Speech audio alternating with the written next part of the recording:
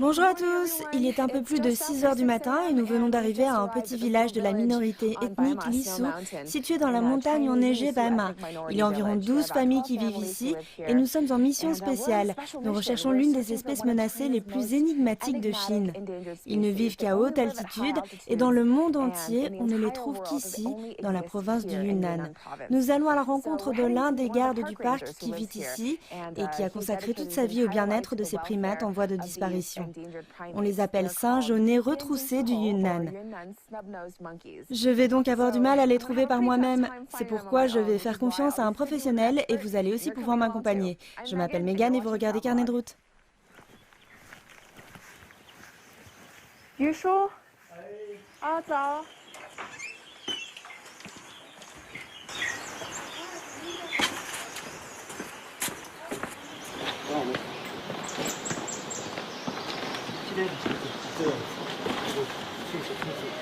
记一点，其实有一整个就自动过滤。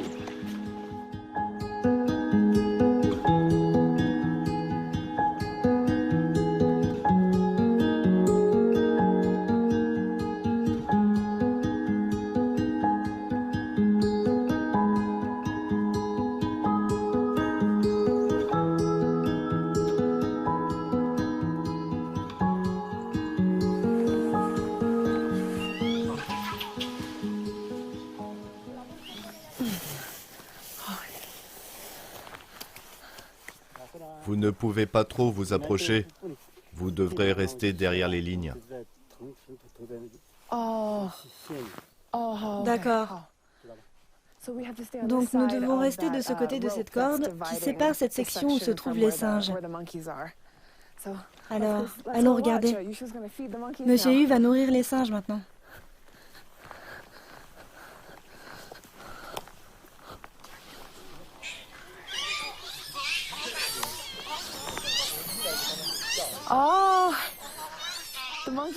Les singes font beaucoup de bruit parce qu'ils savent qu'il vient avec de la nourriture.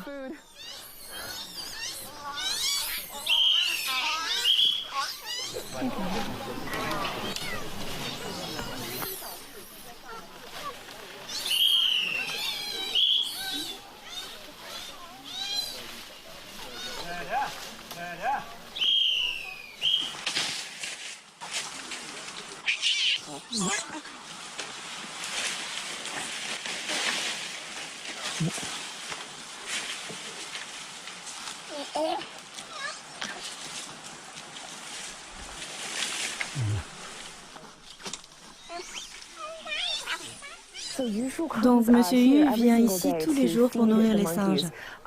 Comme il travaille avec eux depuis tant d'années, tous les singes le reconnaissent. Et quand ils le voient venir, ils se mettent à crier parce qu'ils savent que c'est l'heure du repas et qu'un ami vient leur apporter à manger. En fait, je travaille au musée d'histoire naturelle à Copenhague et je fais aussi cela comme passe-temps. Depuis 5 ans, je voyage à travers le monde pour photographier les singes les plus intéressants. Et le singe au nez retroussé du Yunnan est pour moi l'une des créatures les plus étonnantes de toutes.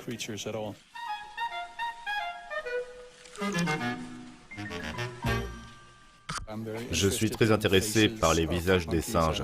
J'aime leurs expressions, voir leur personnalité. C'est pourquoi j'utilise un gros objectif pour immortaliser leur visage. Ce sont nos plus proches parents et si vous passez du temps à observer leur visage, en vous concentrant sur toutes les expressions, vous verrez à quel point nous sommes proches.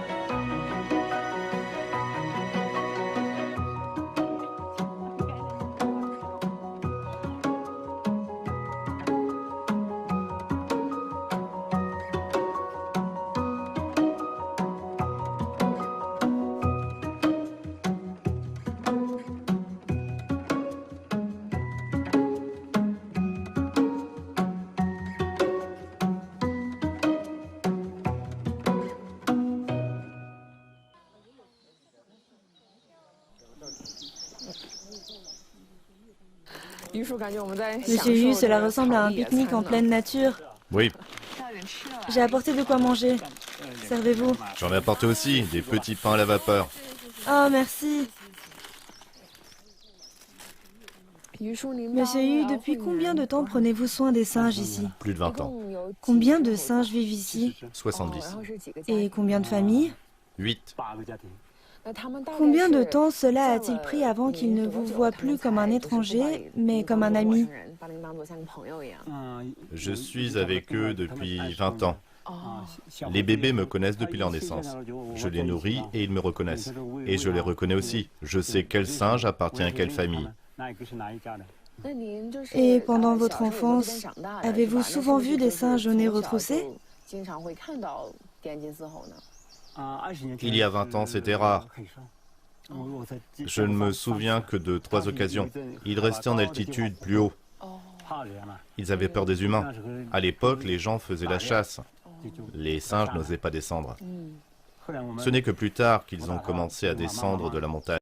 Avec l'ouverture de la réserve, les singes faibles et âgés peuvent y être soignés, tandis que les plus forts vivent librement dans la nature.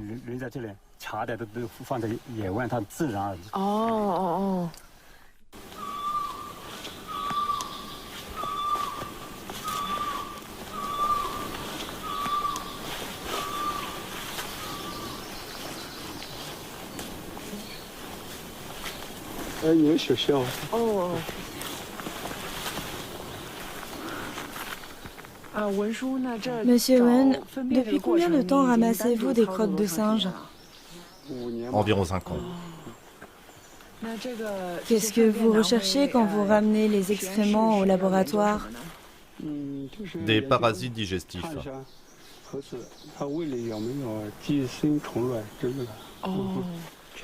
Oh, pour s'assurer qu'ils ne sont pas malades? Oui.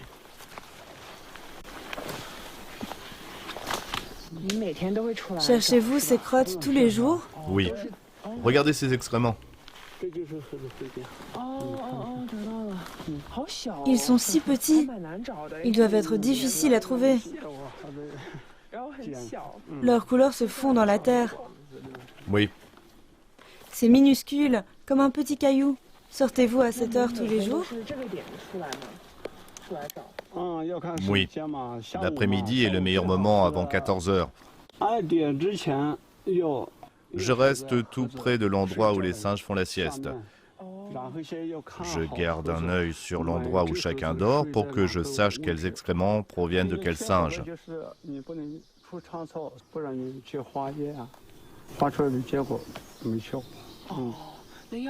Alors, quand vous découvrez un singe qui est peut-être malade, Si on trouve qu'un singe est malade, on doit d'abord diagnostiquer la maladie avec précision, puis lui donner le bon médicament.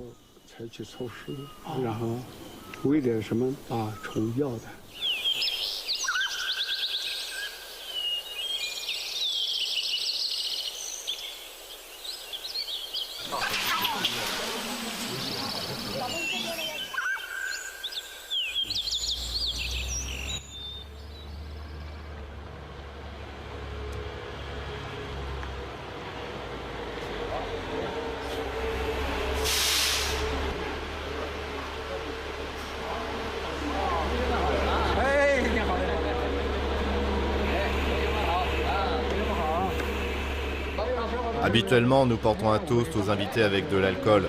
Mais vous êtes jeune, donc ce sera plutôt du thé.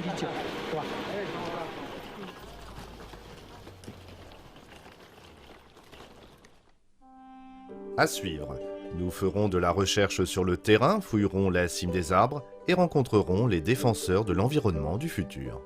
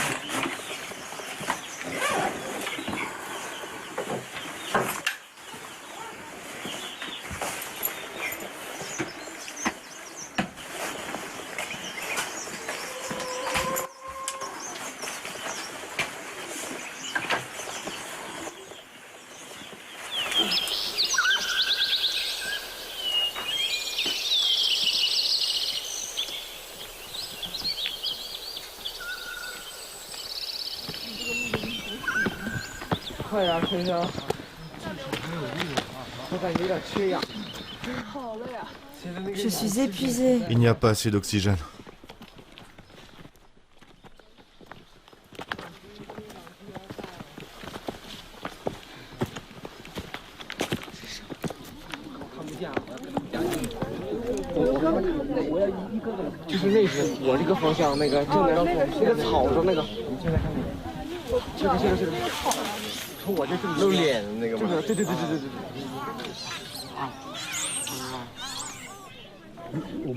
Il existe 5 catégories de singes. Les mâles, les femelles, les adolescents, les nourrissons nés cette année et les jeunes nés l'an dernier.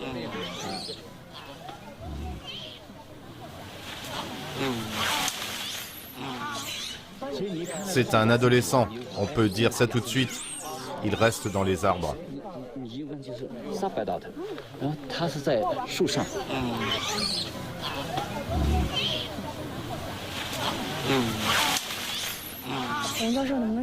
Quelle technique d'observation enseignez-vous aux enfants aujourd'hui?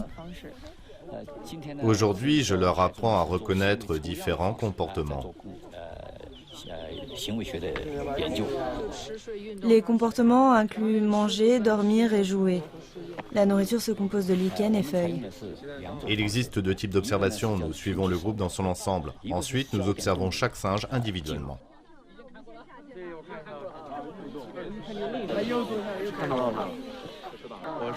Je suis dans le groupe 4. Nous sommes responsables de l'observation du groupe. Nous observons tous les singes de la famille. Et toutes les 10 minutes, nous enregistrons leurs comportements, leurs interactions, leur sexe.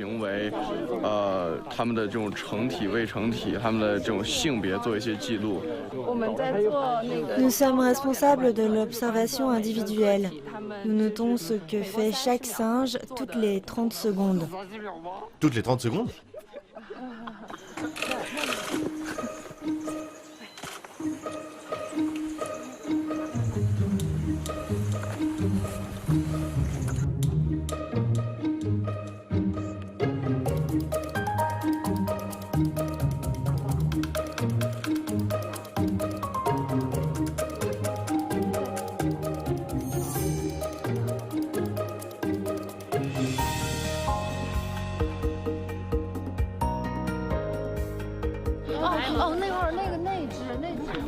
Je ne peux pas le voir. Concentre-toi sur tes notes. C'est vraiment assez difficile car nous n'avons jamais rien fait de tel auparavant. Discerner leur sexe, leurs interactions, c'est un vrai défi. C'est dur parce que les bébés singes sautent constamment. On s'y perd. On ne sait plus quel singe a fait quoi. Quel est l'intérêt d'observer tous le même singe ? Quel singe ? J'observe celui-là. Je suppose que c'est le même. Il se sauve maintenant. Passons à un autre. Les singes ici sont-ils tous des femelles? Ce singe est point rouge. L'autre était Boga. Il est devenu père l'an dernier. Il a 3 copines et 2 bébés? Oui.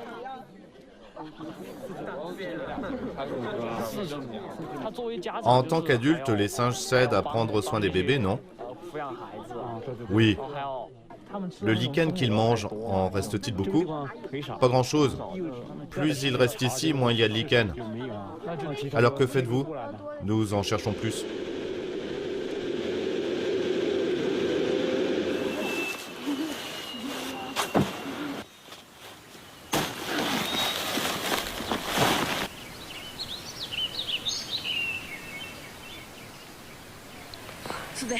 Ainsi, ce genre de lichen n'existe généralement qu'à la cime des arbres, assez haut dans les montagnes.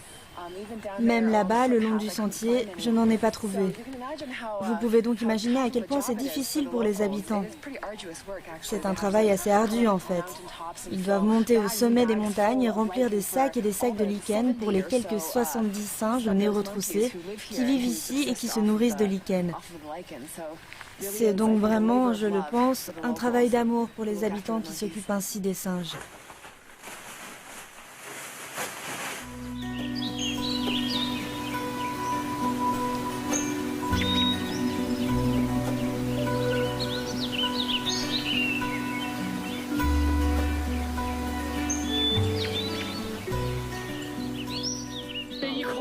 Certains arbres ont 300 ans, certains 200.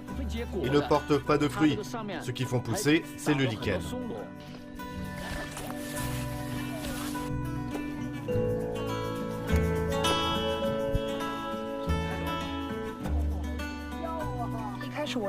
Auparavant, je pensais que les scientifiques restaient enfermés à l'intérieur pour faire des recherches.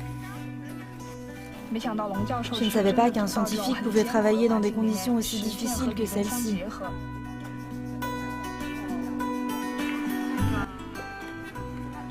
Ils passent plus de la moitié de l'année dans les montagnes.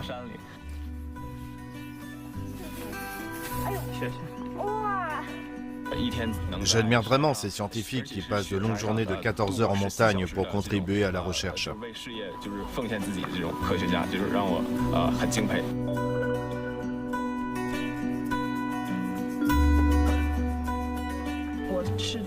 Je suis vraiment intéressée par la biologie. Pour moi, c'est une possibilité de carrière.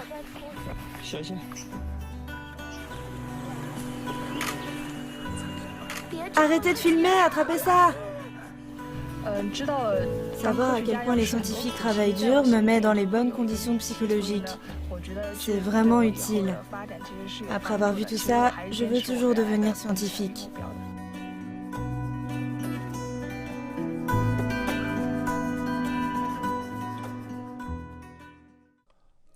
À suivre, nous aurons la rare chance de voir de près ces primates en voie de disparition. Et nous discuterons avec les jeunes qui nous raconteront comment cette expérience unique les a façonnés.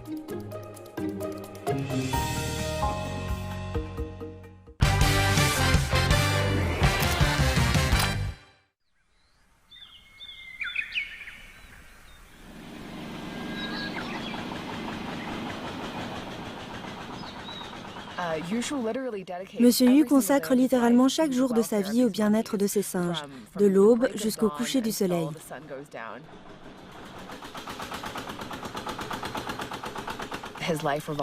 Sa vie tourne autour des soins pour ses animaux, et je pense que c'était une expérience vraiment unique, et aussi un tel honneur de pouvoir le rejoindre alors qu'il commence sa journée, quand il fait ses tâches quotidiennes, puis grimpe dans la montagne à pied. Comment la population des singes augmente-t-elle chaque année? Il apporte de la nourriture aux singes et les observe, s'occupe d'eux.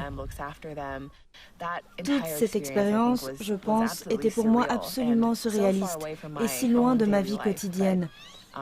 Mais ce qu'il fait est si honorable que le simple fait de pouvoir l'observer et le suivre est quelque chose que je n'oublierai jamais.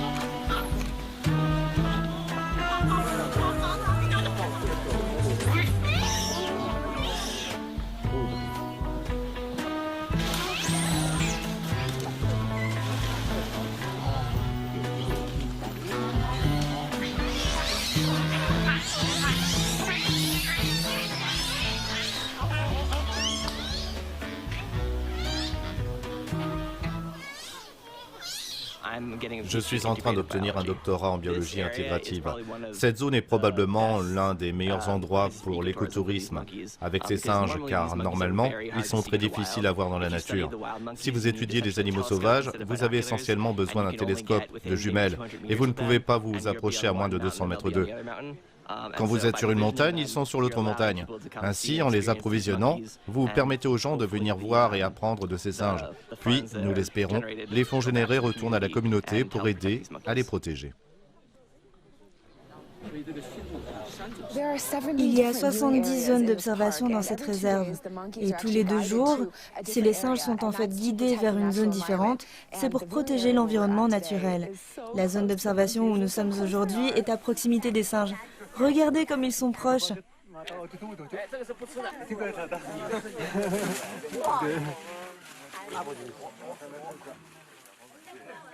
这是啥呀？你看他不吃那个，你看他不吃那个。哎，他研究是。哎，他又丢了这个，又丢了。哎，小的又过来了，因为小没经验啊。小的没有经验。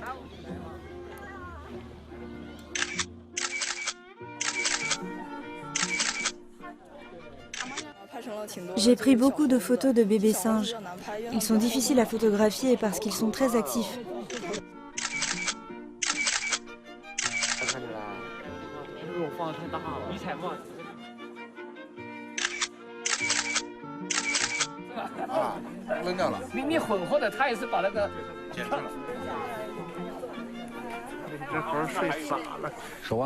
Operation Earth est la première organisation internationale de recherche sur le terrain en Chine.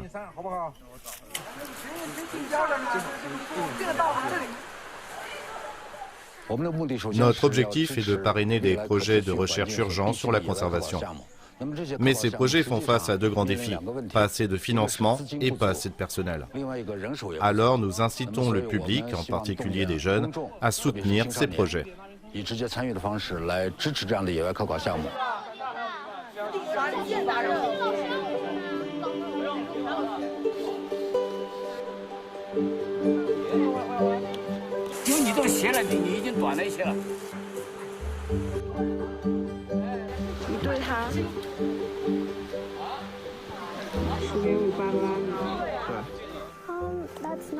Ce n'est pas la seule chose qui m'attire. Adolescente, je m'intéresse à beaucoup de choses autour de moi. Et la nature est ce très vaste sujet que je voulais vraiment étudier. Donc la meilleure solution pour moi est de venir ici et de voir par moi-même. Leur performance a vraiment dépassé mes attentes. Ils sont très intelligents, qu'ils aient 20 ans ou 12 ans.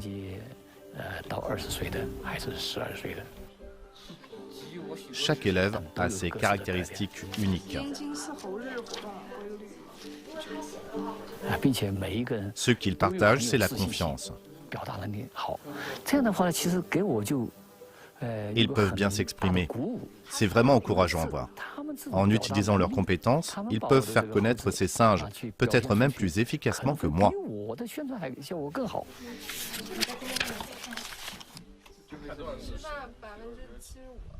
Si les enfants aiment les singes, je crois que nos primates ont de l'espoir.